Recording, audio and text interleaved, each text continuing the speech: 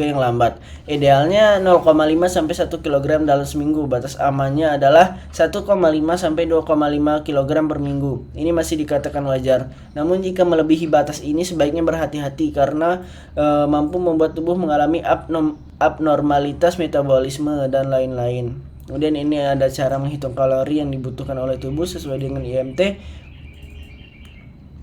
Baik, mungkin cukup sekian. Bisa dilanjut ke yang lain. Baiklah, terima kasih Saudara Saha. Selanjutnya kita akan memaparkan LI selanjutnya, yaitu LI hipoglikemia. Kepada teman-teman yang bertanggung jawab atas LI tersebut, dipersilakan untuk raise hand.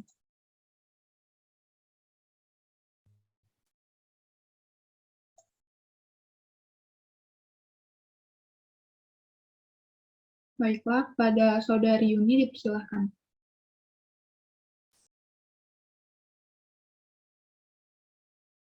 Baiklah, terima kasih moderator. Saya izin share screen.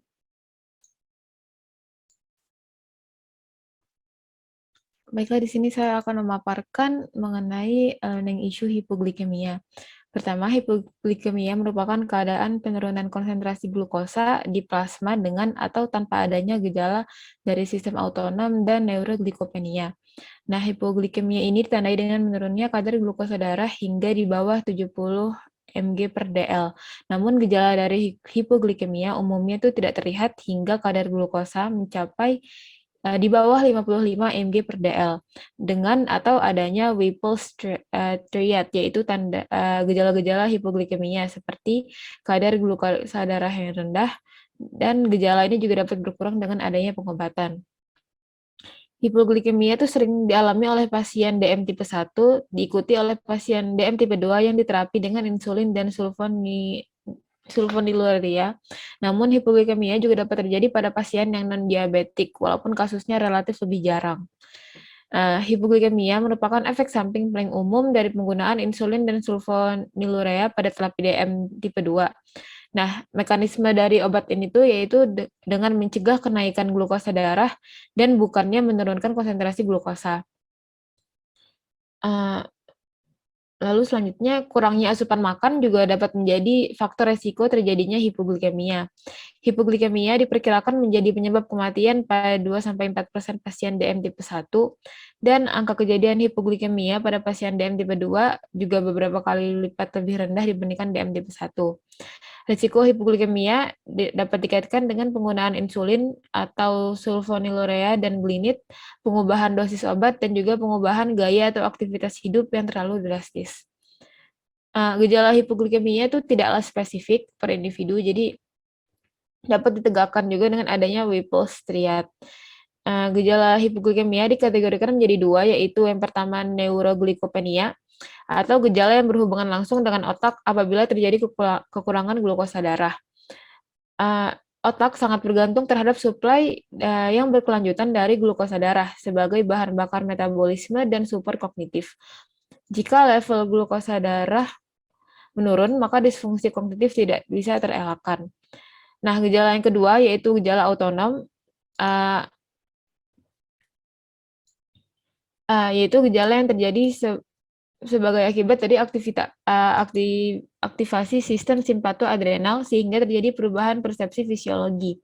Tanda dari gejala ini meliputi adanya seperti berkeringat, jantung berdebar, gemetar, pusing, dan lapar, sedangkan gejala neuroglycopenic yang tadi yaitu kebingungan, mengantuk, kesulitan berbicara, berperilaku aneh, dan tidak mampu melakukan koordinasi. Gejala dan tanda hipoglikemia bisa dilihat di sini, yaitu yang tadi yang autonom dan neuroglycopenia. Selanjutnya saya akan lanjutkan dengan patofisiologinya. Jadi patofisiologi hipoglikemia ada beberapa gejala khas. Di sini ada aktivasi sistem saraf otonom yang mengarah pada respon autonom dan neuroglikopenia yang tadi. Nah, adanya produksi hormon kontraregulasi, termasuk penurunan produksi insulin pada hipoglikemia independen insulin dengan peningkatan produksi glukagon. saya langsung lanjutkan di sini aja yang patofisiologi dari hipoglikemia yang non-insulin, seperti di kasus yang di skenario, dapat bervariasi tergantung pada faktor penyebab di sini. Yang pertama bisa disebabkan oleh alkohol. Jadi alkohol dapat menghambat proses gluconeogenesis dan glicogenolisis. Nah, pasien yang mabuk alkohol memiliki cadangan glikogen yang relatif lebih rendah, dan alkohol juga dapat menghambat refleks menggigil, menyebabkan respons endogen yang buruk terhadap hipoglikemia. Selanjutnya ada gagal liver atau hati yang menyebabkan berkurangnya simpanan glikogen dan gangguan gluconeogenesis. Lalu gagal ginjal, jika hilangnya gluconeogenesis ginjal dan malnutrisi, pengurangan pembersihan insulin oleh ginjal dan penurunan metabolisme obat, jika ketiga hal ini dikombinasikan, maka dapat menyebabkan hipoglikemia. Lalu kegagalan adrenal primer, karena kekurangan hormon glukokortikoid, terjadi penurunan pula produksi glukosa dan peningkatan sensitivitas insulin. Selanjutnya ada malaria cerebral. Diperkirakan bahwa hipoglikemia dapat terjadi karena kemungkinan konsumsi glukosa oleh parasit. Lalu kegagalan hipofisis anterior, hipoglikemia dapat terjadi karena defisiensi hormon kortikotropik dan somatotropik. Lalu selanjutnya ada hipoglikemia yang diinduksi oleh obat. Penyebab hipoglikemia bisa multifaktorial dan bervariasi. Lalu apabila diakibatkan oleh infeksi yang berat dapat menyebabkan penurunan penyimpanan glikogen dan gluconeogenesis dengan penggunaan yang berlebihan. Lalu ada neoplasia, hipoglikemia karena tumor sel non-insulated dimediasi melalui peningkatan produksi growth factor seperti insulin 2, atau IGF-2. Nah, IGF-2 ini dapat merangsang reseptor insulin karena kemiripannya dengan insulin.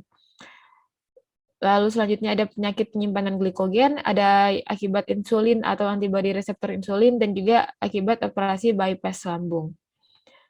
Lalu selanjutnya ada tingkat keparahan hipoglikemia dibagi menjadi 3. Yang pertama ada tingkat ringan, di mana rentang glukosa darahnya 54 hingga 70 mg per dl, dan juga terdapat gejala autonom.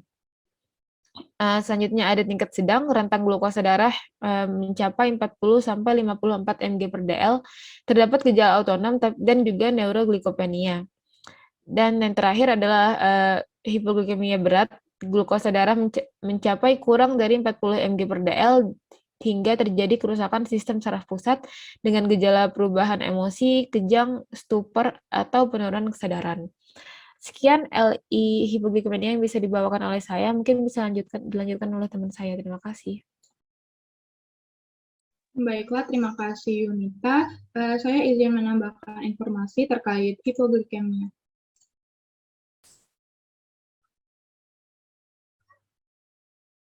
Baiklah, saya izin menambahkan mekanisme dari terjadinya hipoglikemia, yaitu terjadi karena pelepasan insulin. Ini merupakan penyebab pertama dan yang paling utama. Hal ini diatur oleh glukosa. Glukosa diambil oleh sel beta pankreas dan dimetabolisme oleh sel beta tersebut.